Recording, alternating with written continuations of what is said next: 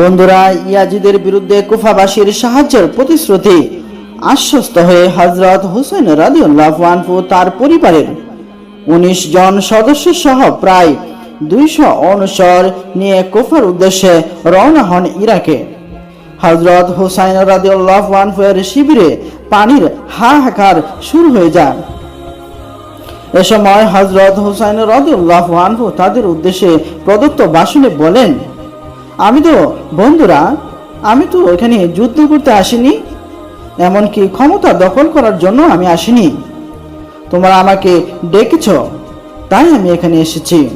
এখন তোমরা কুফাবাসীরাই তোমাদের বাইয়াত গ্রহণ করেছিলে, এখন যদি তোমরা সেই বাইয়াত পরিত্যাগ করো।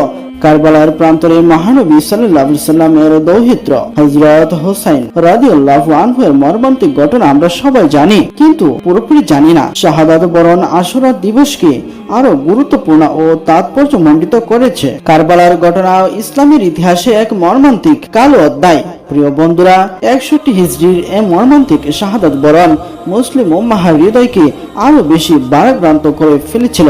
মর্মান্তিক ঘটনার সূত্রপাত হলো হযরত মুয়াবিয়া রাদিয়াল্লাহু আনহু 20 বছর খলিফা হিসেবে রাষ্ট্র পরিচালনার পর হিজরি 60 সালে ইন্তেকাল করেন তিনি। তার ইন্তেকালের পর ইয়াজিদ অবৈধভাবে রাষ্ট্র ক্ষমতা দখল করে। ইয়াজিদ ছিল নিষ্ঠুর, পাষাণ, মদ পানে অভ্যস্ত ও দুষ্ট প্রকৃতির লোক, যা আমরা কম বেশ সবাই জানি। এই কারণে তৎকালীন মুসলিম বিশ্বের অধিকাংশ মানুষ তাকে ভালোভাবে মেনে নিতে পারেনি। পক্ষান্তরে মদিনা ও কুফার জনগণ ইমাম হুসাইন রাদিয়াল্লাহু আনহু প্রিয় নবীর নাতিকে খলিফা হিসেবে দেখতে চেয়েছে। এর মধ্যে এক সময় কুফার লক্ষাধিক মানুষ ইমাম হুসাইন রাদিয়াল্লাহু আনহুকে পত্র প্রেরণ করেন। এ পত্রে তারা দাবি জানান, সুন্নাহ পুনর্জীবিত এবং ন্যায় বিচার প্রতিষ্ঠা করতে অবিলম্ব তার দায়িত্ব গ্রহণ করা প্রয়োজন। যদিও এ সময় হযরত হুসাইন রাদিয়াল্লাহু আনহু ইয়াজিদের অত্যাচারে অতিষ্ঠ হয়ে ইরাক থেকে চলে গিয়ে মক্কা মদিনায় অবস্থান করেছিলেন। মদিনায় অবস্থানরত সাহাবীরা এবং ইমাম হুসাইনের আপনজনরা এ সময় ইমামকে কুফায় যেতে বারণ করেছিলেন, কারণ তারা আশঙ্কা করেছিলেন যে ইয়াজিদের পক্ষ দুষ্ট প্রকৃতির, তাই ইমাম হোসেনকে তারা ক্ষতিগ্রস্ত করতে পারে। কুফারবাসীর ডাকে সাড়া দিয়ে হযরত হুসাইন রাদিয়াল্লাহু আনহু তার চাচাতো ভাই মুসলিম ইবনে আকিলকে ইরাকের সার্বিক অবস্থা পর্যবেক্ষণের জন্য পাঠিয়ে দিয়েছিলেন। তার বলে দেন, যদি সে পরিস্থিতি অনুকূল দেখে এবং ইরাকবাসীর অত্যন্ত সুদৃঢ় এবং ভালো মন দেখে সুসংগত মনে হলে তাহলে যেন তার কাছে দ্রুত চিঠি প্রেরণ করেন বা খবর পাঠান। মুসলিম ইবনে আকিল কুফায় পৌঁছার সঙ্গে 18,000 কুফাবাসী তার কাছে এসে ইমাম হুসাইনের পক্ষে বাইয়াত গ্রহণ করে এবং তারা শপথ করে বলে, অবশ্যই আমরা জান মাল দিয়ে ইমাম হুসেনকে সাহায্য করব। তখন মুসলিম ইবনে আকিল ইমাম হুসাইন রাদিয়াল্লাহু আনহু এর কাছে পত্র পাঠিয়ে জানান যে কুফার পরিস্থিতি সন্তোষজনক, তিনি যেন আগমন করেন কুফায়। বন্ধুরা, ইয়াজিদের বিরুদ্ধে কুফাবাসীর সাহায্যের প্রতিশ্রুতি আশ্বস্ত হয়ে হযরত হুসাইন রাদিয়াল্লাহু আনহু তার পরিবারের 19 জন সদস্য সহ প্রায় 200 অনুচর নিয়ে কুফার উদ্দেশ্যে রওনা হন ইরাকে। জিলহজ মাসের 8 তারিখে ইমাম হুসাইন রাদিয়াল্লাহু আনহু মক্কা থেকে কুফার উদ্দেশ্যে রওনা দিয়েছিলেন।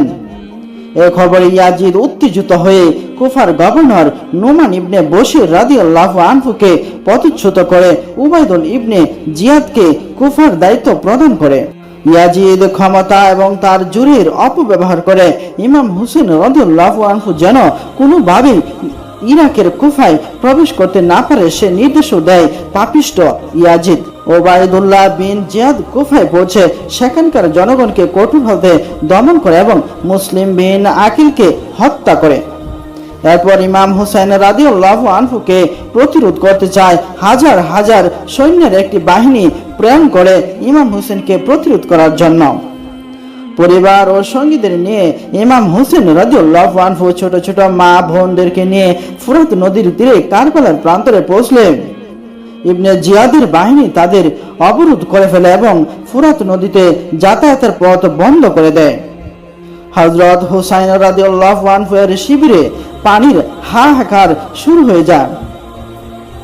এ সময় হযরত হুসাইন রাদিয়াল্লাহু আনহু তাদের উদ্দেশ্যে প্রদত্ত ভাষণে বলেন, বন্ধুরা, আমি তো এখানে যুদ্ধ করতে আসিনি, এমনকি ক্ষমতা দখল করার জন্য আমি আসিনি। তোমরা আমাকে ডেকেছ, তাই আমি এখানে এসেছি। এখন তোমরা কুফাবাসীরাই তোমাদের বাইয়াত গ্রহণ করেছিলে, এখন যদি তোমরা সেই বাইয়াত পরিত্যাগ করেছ, তাহলে আমাদের এখান থেকে যেতে হবে। আমাদেরকে তোমরা যেতে দাও। আমরা মক্কা মদিনায় ফিরে যেতে চাই।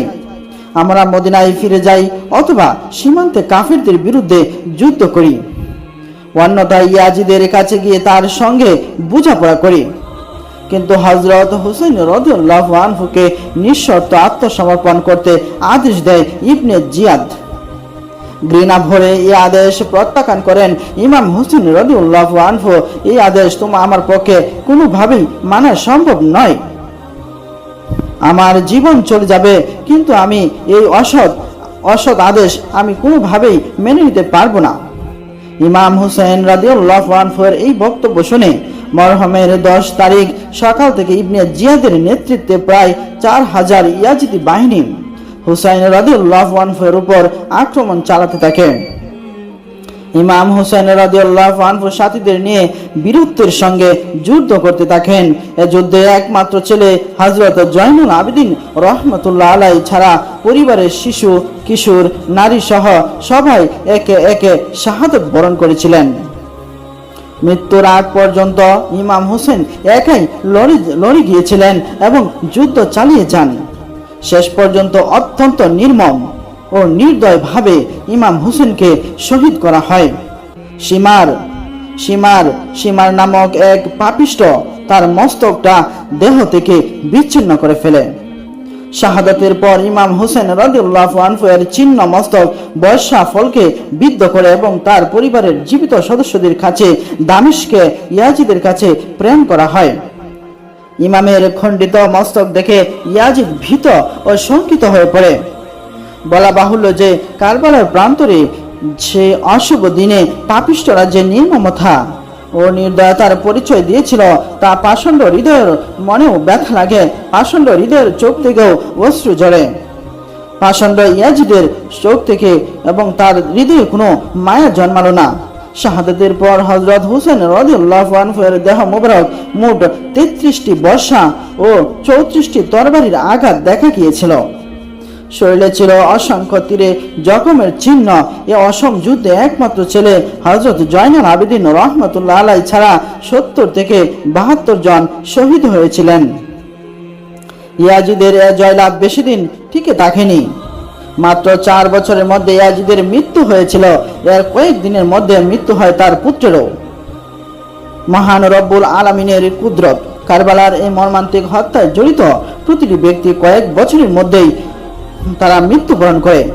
এরপর ইয়াজিদের বংশের কেউই আর শাসন ক্ষমতা দখল করতে পারেনি।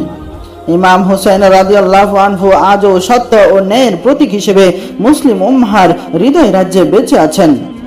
ইসলামের জন্য তার আত্মত্যাগ যুগের পর যুগ মুসলিম উম্মাহর শ্রদ্ধা ও ভক্তির সঙ্গে স্মরণ করবে।